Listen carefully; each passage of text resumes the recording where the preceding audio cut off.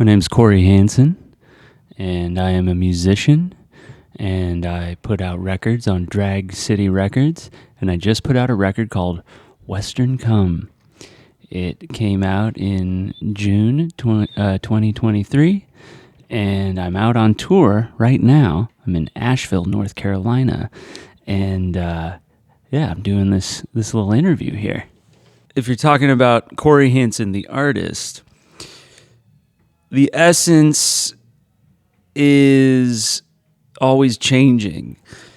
The artist is always in a state of becoming, and if you're not becoming, then you're just kind of dead in the water. You're not moving or doing anything. And so things are changing, and I think the essence of Cory Hanson, the artist, is, it's a certain level of discomfort and constantly, there's different phases of it, okay? There's a phase of discomfort, and that discomfort comes when something is changing in the way that I think about what I'm doing or what I want to do next. Then there's a certain period of like existential, what am I doing? What is happening? And then there's a period of like really fun, creative exploration. And that explorative period is essentially what you hear on the record, edited into something that is listenable. And then it just cycles over and over again. And then the person is just an ordinary fucking person, really just simple kind of man. Well, there really wasn't any. That one was just fun. That was just a good time. And it was kind of just about having a good time. And I'd spent a lot of time playing records with Vaughan, like writing records with Vaughan. And I wanted to do something. I just started playing guitar again, just me and an amp. I would just sit in the garage and I would stare at this amp, stare right at the speaker, right at the cone. And then I wouldn't even play anything. I would just look at it. I would stare at it. And then the notes would just happen. All of a sudden the notes are happening.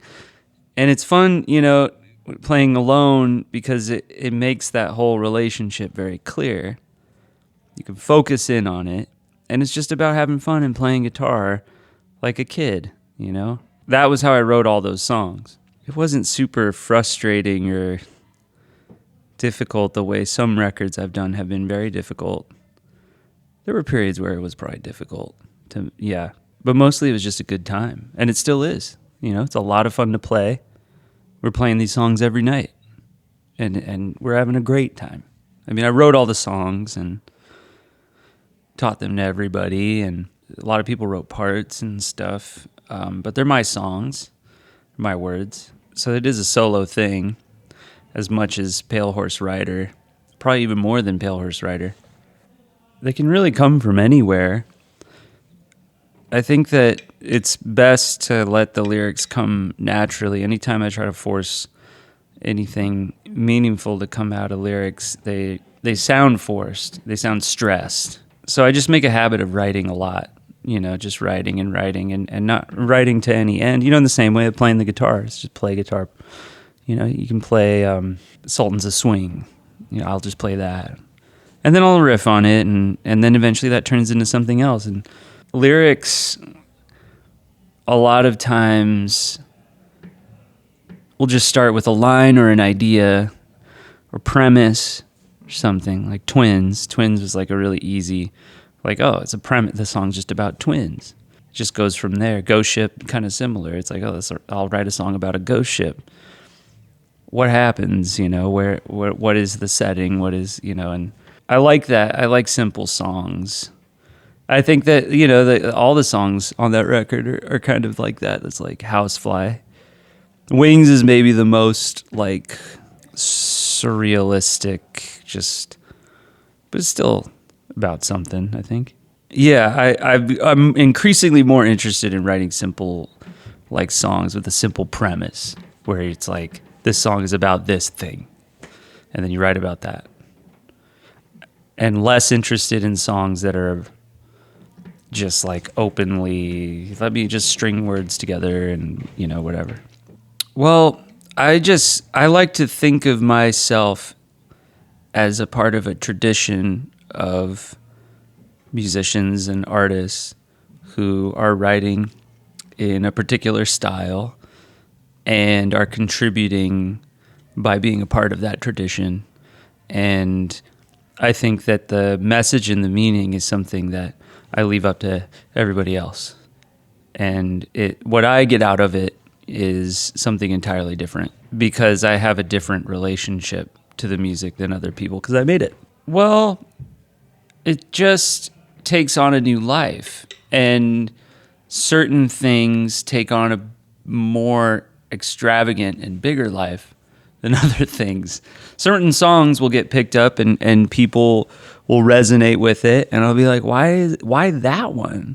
But then, that's the way it is. It's like the same with memes or Twitter or whatever. If you're a meme lord and you're making memes and you're like, this meme's the best meme I've ever done, and then nobody cares about it, and then you make some dumb meme that's, very what you think is like simple, and everybody loves it and it becomes viral or whatever. Well, it's hard to say, actually. I don't know if I can come up with like concrete examples because these things are constantly changing. Like, it's something that is evolving, as the music continues to age and as I continue to make more records. People's relationship. I mean, obviously people have some attachment to like certain records that I've done. Let's see, like the Golem record, for instance, is like something that I made a long time ago, and a lot of people were freaking out about it. And I was like, well, I made a lot of records, I had made a lot of records, and I was like, well, why are you freaking out about this one? Like, this one is like a lot simpler than the other ones in a lot of ways. And I was kind of like, I had already moved on past it by the time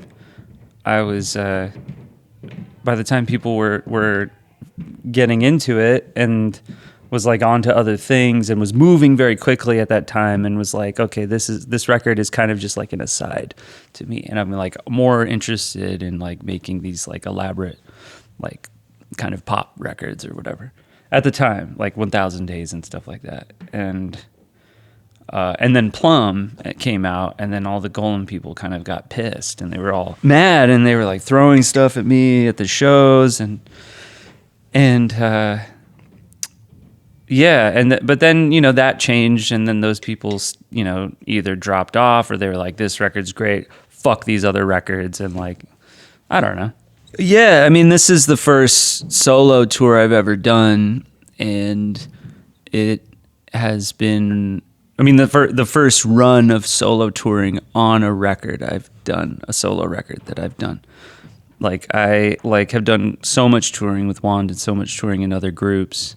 It's just been great to get out and do this on my own, and at the same time, it's like kind of scary and an unknown factor because it's never been done before. So it's like, are people going to come to the shows? Like, what's going to happen? Are people going to buy the records? But the response has been so overwhelmingly positive, which is really encouraging, and will encourage me to further tour solo. Oh, love is, I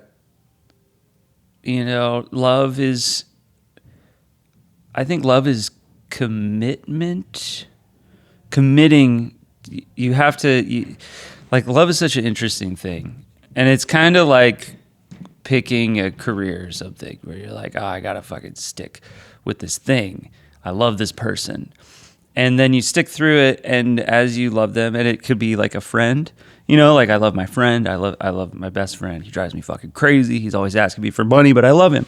Or I love this person, like, in a romantic or sexual way. And either way, those relationships change over time.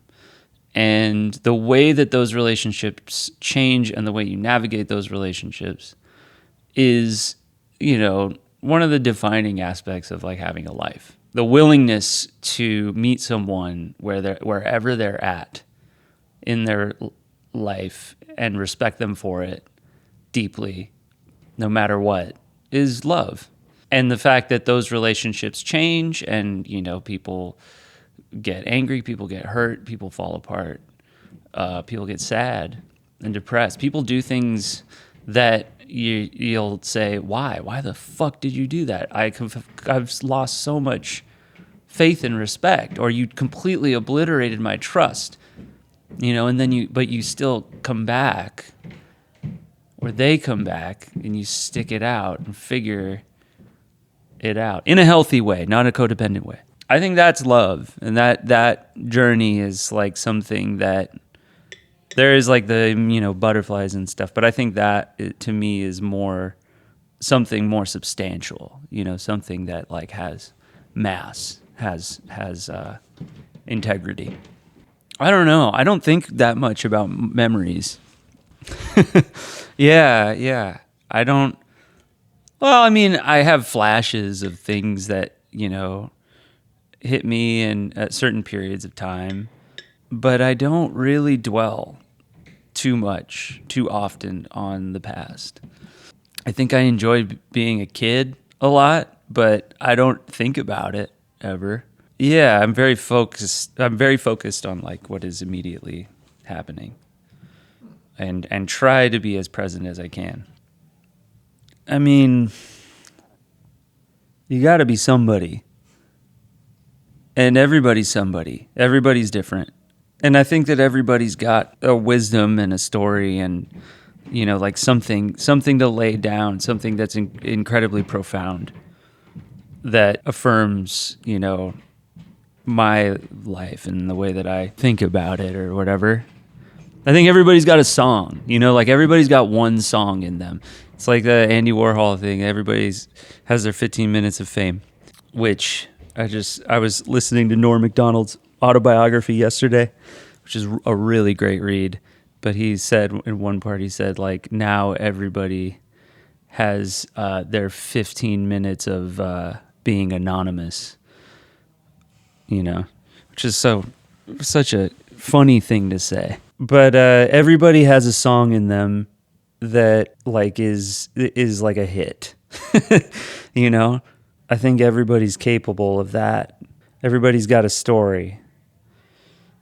And I'm just, one of those people that has like a overactive imagination and can write stories and write songs and write melodies and do that stuff. Well, yeah, what was the question exactly again? What makes me? Yeah, why are you? Why am I the way I am? Yeah, I don't know. Oh, I mean, I think I'm in the middle of one of the biggest turning points, and I'm like in the turn, and a lot of things are changing very quickly. That's about the most honest answer I could give, but I don't know what's on the other side of the turn, but, I'm still gonna keep turning. Many, many things. It's like a whole cluster of things that are happening simultaneously and independently. And it reminds me of a time in about 10 years ago when Vaughan started. And, that was a huge turning point in my life. Because I'd been making records since I was like 13 and nobody gave a shit about any of those, and then all of a sudden I was making records that people were interested in, and that was blowing my mind, and I was extremely excited. And I would see people that were 10 years into their career, 15 years, 20 years, 30 years, and I would just be like, they're so fucking jaded, like there's no excitement. They're just like, fuck, like I gotta go fucking play Primavera Festival. Oh, it's like, dude, you're playing this crazy festival in Barcelona. You're not excited. It's like, I'm gonna go FaceTime with my girlfriend and, cheat on her or whatever. But, yeah, I never wanted to be like that. I never wanted to be jaded. I wanted to be like, find a way to make this rock and roll lifestyle exciting and new in a different way. which I think that's like the turn that's happening now, is that it's like I figured out a new way to do that and I'm enjoying it. But it's changing the trajectory of where things were going or something. Well, I've gotten a little bit older. I'm not old, that's not happening. But I am older than I was, and I'm not ignorant of my own mortality in a lot of ways. I have like a fixed idea of I have a better understanding of my limitations as a human being, like physically, mentally, maybe even intellectually. That there are just limitations to the way that I go about the world, the way that the world emerges to me, in the way that my brain sees it and feels it and touches it, tastes it, and then thinks about it and talks to other people about it. So I've realized a lot of that stuff. And I think limitations are so important. Knowing your limitations is so important, or having a grasp of them, because otherwise, you're just blind. I think that people's strengths are just as important as their weaknesses, and especially in song and songwriting. Like the limitations are so important, and they build so much character into the song, and that I think is what people listen to just as much as they listen to the good stuff or whatever, the important stuff. I don't know. I guess so. Yeah. Possibly.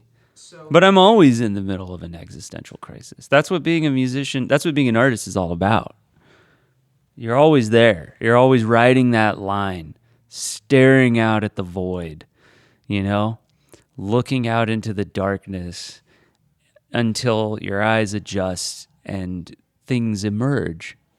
Your senses adjust and become more sensitive to your environment, and then phenomena just emerge out of it. And then all of a sudden you're like, this thing's here. Like I had no sensitivity to those things before. And so, yeah, that's kind of, I guess, the process of making any important work, if you care about making important work. Well, I like to think that there is a path. I'm not just blindly going anywhere. And there's more of a focused path than there has ever been. So I do feel like I feel confident that the trajectory, I'm on, schedule that I've put myself on, the regiment, will produce great work. Will I have regrets? Probably. Everybody has regrets. And will some things suffer? Absolutely. Will I be happy? That I also can't say. But I think I'll make great records that are better than any of my other records. The best is yet to come. Frank Sinatra.